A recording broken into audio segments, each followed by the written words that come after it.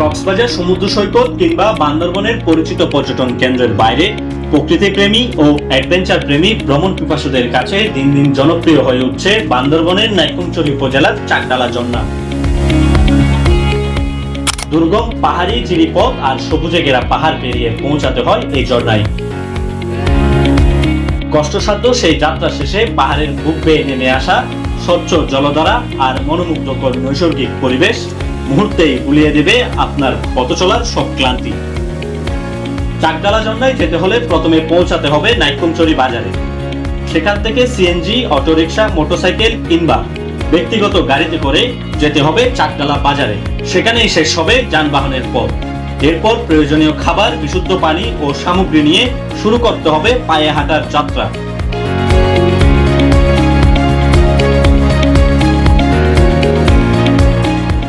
প্রথমে গ্রামের মেঠো পথ, এরপর বাঁশের তৈরি একটি সাঁকো পার হয়েই শুরু হবে পাহাড়ি ট্রেক। এ পর্যায়ে উঁচু নিচু কয়েকটি পাহাড়ি পথ অতিক্রম করতে হয়।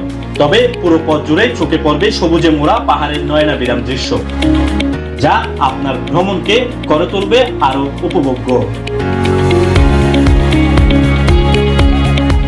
কিছু দূর এগুলেই সামনে পড়বে একটি পাহাড়ি জিরিপথ।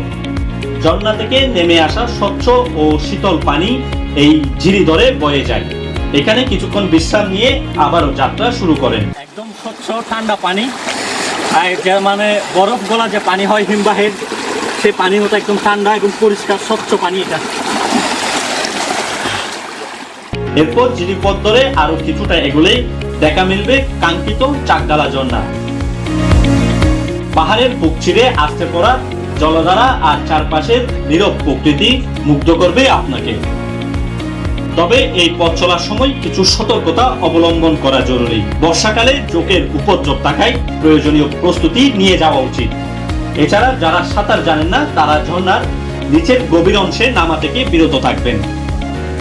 প্রকৃতির এই সৌন্দর্য রক্ষায় ভ্রমণ শেষে প্লাস্টিক, পলিথিন কিংবা পানির বোতল যেখানে সেখানে না ফেলে নিজের সাথে ফিরিয়ে আনুন।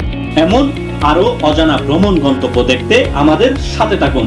দেখা হবে পরবর্তী ভিডিওতে।